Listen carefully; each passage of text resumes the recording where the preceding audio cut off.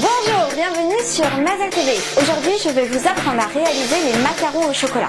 Pour cette recette, nous avons besoin de 125 g de chocolat, 20 cl de crème liquide parvée, 30 g de beurre.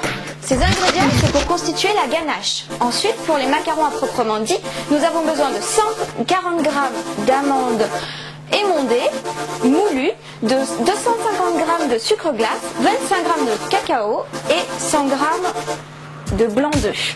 Alors, la première étape consiste à réaliser la ganache. Pour faire celle-ci, nous allons faire bouillir la crème.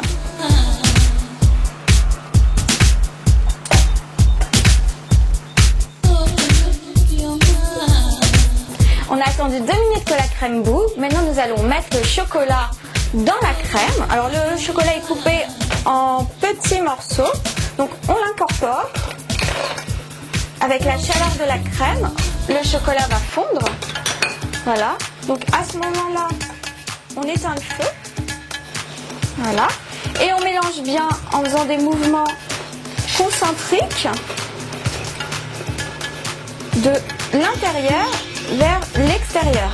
Donc bien tourner la cuillère. On attend doucement que ça cuise.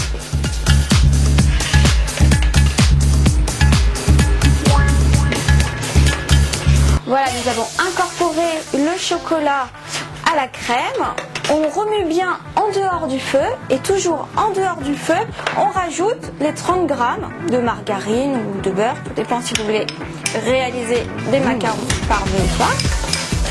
Voilà, et là vous mélangez bien, toujours concentriquement de l'intérieur vers l'extérieur jusqu'à obtenir un mélange brillant et uniforme. Il faut que ce soit bien lisse et brillant.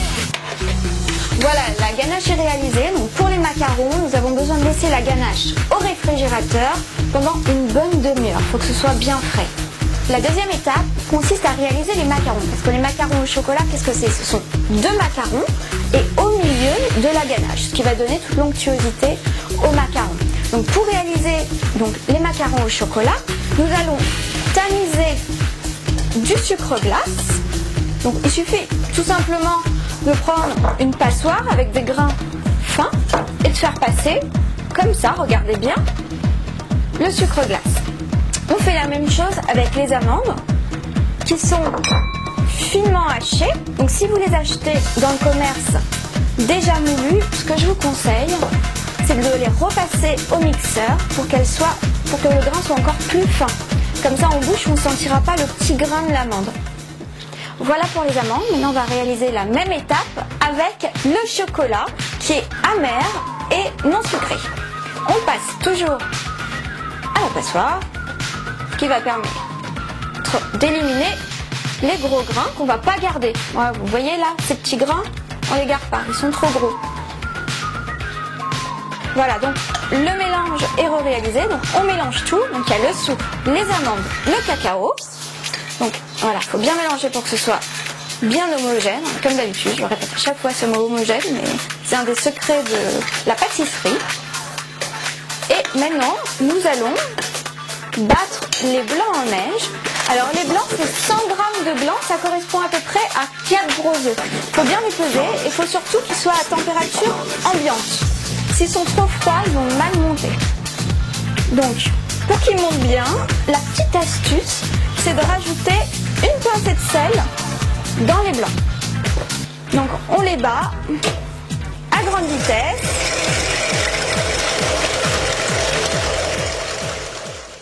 Another day, just believe. Another day, just breathe, just breathe, just breathe, just breathe. Alors voilà à quoi doivent ressembler les blancs en neige. Bien ferme, ça ne retombe pas. C'est délicieux. On va bien mélanger tout ça au mélange. Hop, tomber.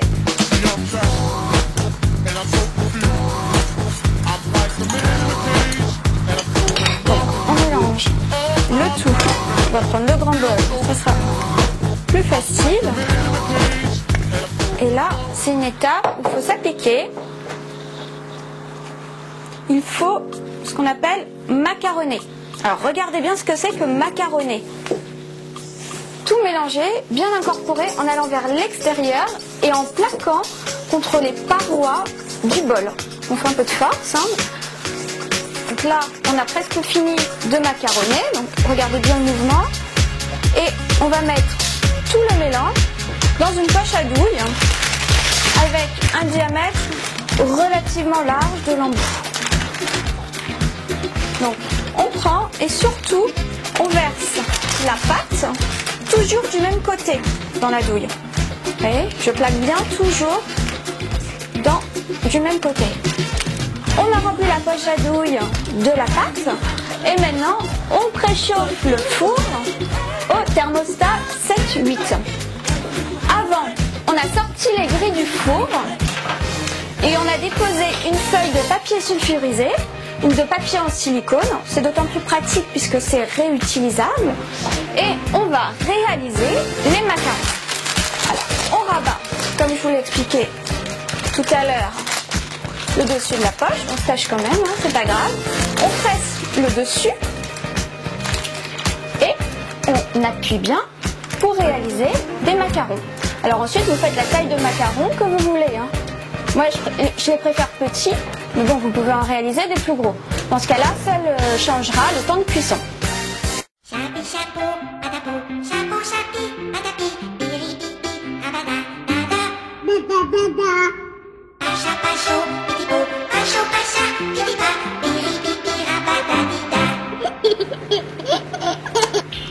Et voilà, les macarons sont réalisés, donc il faut attendre 20 bonnes minutes. Vous allez voir, au bout de 20 minutes, il y aura un liseré tout autour des macarons, comme une sorte de double couche. Et quand vous les toucherez, ça ne sera pas collant.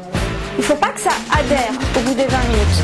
Et là seulement, vous les mettrez au four et ça sera au thermostat numéro 6.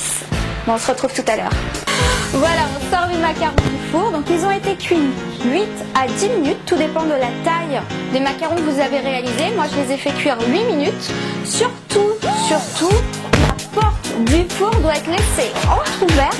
Donc là, ils ont été refroidis. Donc ils sont froids.